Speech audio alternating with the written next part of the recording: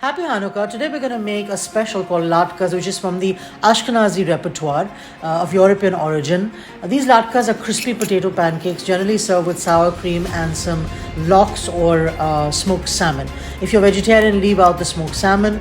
You can serve it with an egg salad or just some kind of mayonnaise with a few spices in it.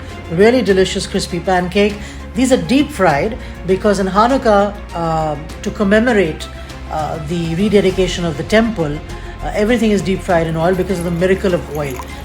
When the Maccabean revolt happened, they thought they had oil to last only one day, but miraculously it lasted for 9 days. And so most dishes that are made during Hanukkah, such as sufganiyot or latkes, are deep fried, and it's pronounced Latkes, Latkes. So it's latka for singular, latkes for plural. So first grate your potatoes after peeling them on a very thick grater. Don't make them too fine because it'll get mushy. Put them into cold water. You want to get cold water out of the fridge and then squeeze out all the excess starch and all the excess water from the potatoes. It's very important that there isn't water in the potatoes when you add the remaining ingredients because you will not get a crispy latke. So keep squeezing it. This takes a little bit of patience. Don't add any salt, don't add anything. Then put it into a sieve and allow it to continue to drain.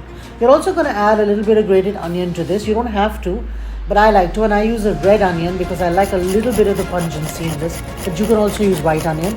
Onion has even more water than potatoes. So after you grated the onion, squeeze out all the water. This takes a few squeezes to do, and add that dehydrated onion to the potatoes.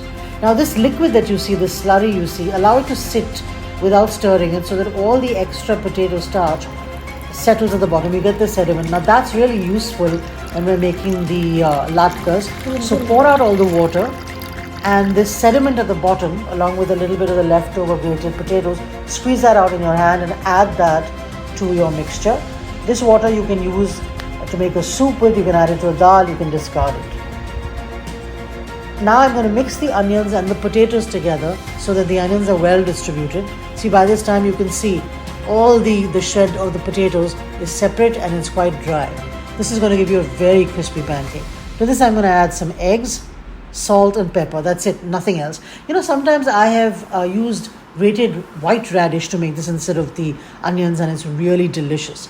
So mix this all together. We're going to add just enough flour to this to bind it together. You don't want to add too much flour. You want a crispy pancake. I use a lot of cornstarch and a little bit of Maida or all-purpose flour. The less gluten you have, the crispier your pancake is going to be. You can also use potato starch if you like. Now add about an inch of oil to a non-stick pan, and the oil must be hot. It must be at least an inch of oil.